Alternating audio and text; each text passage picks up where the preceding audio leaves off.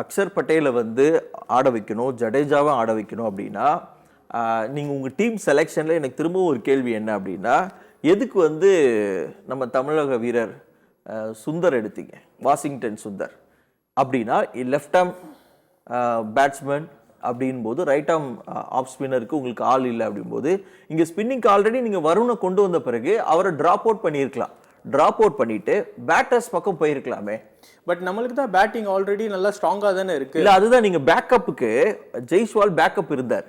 இப்போ நீங்கள் வந்து டீம் செலெக்ஷனில் பார்த்தீங்க அப்படின்னு சொன்னால் ரோஹித், கில்லு, கோலி, ஸ்ரேயஸ், ராகுல் அப்படின்னு 5 போனீங்கன்னா கண்டிப்பாக ஹர்திக் பாண்டியா ஆட போறாரு 6வது, 7வது ஜடேஜா, மீதி 4 நீங்கள் வந்து போனீங்கன்னா அக்ஷர் 8வது போனீங்கன்னா குல்தீப் அண்ட் 2 ஃபாஸ்ட் பவுலர் தான் வச்சு விளையாட முடியும்.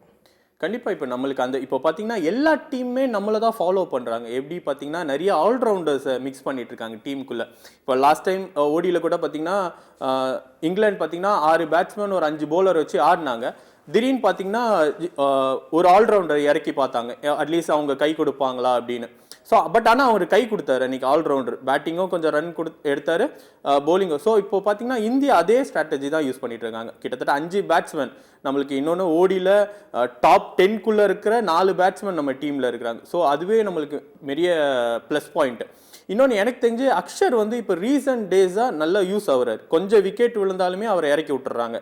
ஸோ அதுதான் இப்போ என்னுடைய கேள்வி என்னன்னா, அக்ஷர் பட்டேல் இப்போ பயங்கரமாக இப்போ நீங்கள் பார்த்துட்டு இருப்பீங்க லாஸ்ட்டு மேட்சுக்கு முந்தின மேட்ச்ல இருந்து பயங்கரமான விவாதம். எதுக்கு கேஎல் ராகுல் அப்படின்ற ஒரு கொஸ்டின். ஏன் அப்படின்னு சொன்னால் 8th down 7th town KL ராகுல் இறக்கிறதுக்கு ஒரு full time batter, wicket keeper batter அப்படின் போது அக்ஷர் பட்டேலை நீங்கள் விக்கெட் விழுந்த பிறகு லெஃப்ட் ஆர்ம் பேட்ஸ்மேன் வேணும் அப்படின்னு அப்போ வந்து கேஎல் ராகுலை ட்ராப் பண்ணிட்டு ரிஷப் பந்துக்கு போயிருக்கலாமே அப்படிங்கிறதா கொஸ்டின். கண்டிப்பாக எல்லாருமே இப்போ யார் பெஸ்ட், கேஎல் ராகுலா ரிஷப் பண்டா?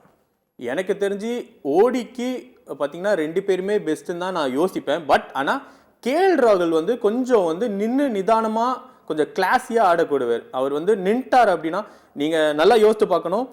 நம்ம லாஸ்ட் வேர்ல்டு கப் 50 வேர்ல்டு கப்பில் கடகடன்னு எல்லா விக்கெட் போன பிறகு கேஎல் ராகுல் தான் கொஞ்சம் நின்று ஒரு 240 ரன் வர்றதுக்கு வந்து நம்மளை ஹெல்ப் பண்ணார். ஸோ அந்த கேஎல் ராகுல். பட் ரிஷப் பண்ட் வந்து ரீசெண்ட் டேஸாகவே ரொம்ப அவசரப்படுறாரு. நீங்கள் பேட்டிங்கில் பார்த்தீங்கன்னா ரொம்ப அவசரப்பட்டு விக்கெட்டை ஈஸியாக விட்டுறாரு. ஆனால் நீங்கள் கேட்ட கேள்வி கரெக்டு தான். ஏன் ராகுலை முன்னாடியே இறக்கி விடலாம், நல்ல பிளேயரு, முன்னாடியே இறக்கி விடலாம், கொஞ்சம் நின்று ஆடுவார். பட் ஆனால் டீம் மேனேஜ்மெண்ட் என்ன யோசிக்கிறாங்க, கம்பீர் வந்து